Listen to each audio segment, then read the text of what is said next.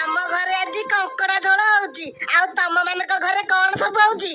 ଆଲେ ଆମଲ ତ ଆଜିକାଲି ମାଛ ଝୋଳ ହିଁ ହବ। ଆଉ ନଦିଆ ତମଲ କଣ ହବ? ମୁଁ ଭାବୁଥିଲି ଆମର ଏଠି ଯେମିତି ଛାଡଖାଇ କରୁଛି ଅଲଗା ଦୁନିଆରେ ସବୁ କେମିତି ଛାଡଖାଇ ହଉଥିବ। ଆରେ ମାନେ ତୁ ପାରାଲାଲ ୟୁନିଭର୍ସ ବିଷୟରେ କହୁଛୁ ନା? ଚାଲୁନୁ ଯାଇକି ଟିକେ ଦେଖିକି ଆସିବା। ଚାଲ।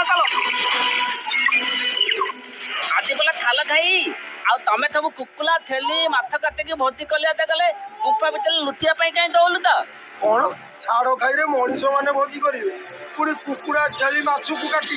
ଆରେ ଆମେ ସେମାନଙ୍କୁ ନୁହେଁ, ସେମାନେ ଆମକୁ କାଟିକି ଭୋଜି କରିକି ଛାଡ ଖାଇ କରି ଖାଇବେ। ଆରେ ସବୁ ଦୌଡ଼ି ଚାଲ ରେ, ଆମକୁ ଶିକାର କରିବାକୁ ଆସିଗଲେଣି। ମୁଁ ତ ପୁରା ଆଜି ଗୋଟା ତନ୍ଦୁରୀ ଆଉ ପକୋଡା କରି ଖାଇଲି। ଆରେ ଏମାନେ କଣ ଏତେ ବଡ ବଡ ହେଇଛନ୍ତି? ଆଉ ଏଠି କଣ ମଣିଷ ଭଳିଆ କଥାବାର୍ତ୍ତା କରୁଛନ୍ତି? ଆରେ ବଞ୍ଚ ଆମକୁ ଖାଅନି, ଆମର ପରିବାର ଅଛି, ଆମକୁ ବଞ୍ଚ, ଆମକୁ ଖାଅନି। ଆଲେ ଏବେ କଣ କଲିଆ ଆମେ ସବୁ ପଲିଗଲେ ଆଜି।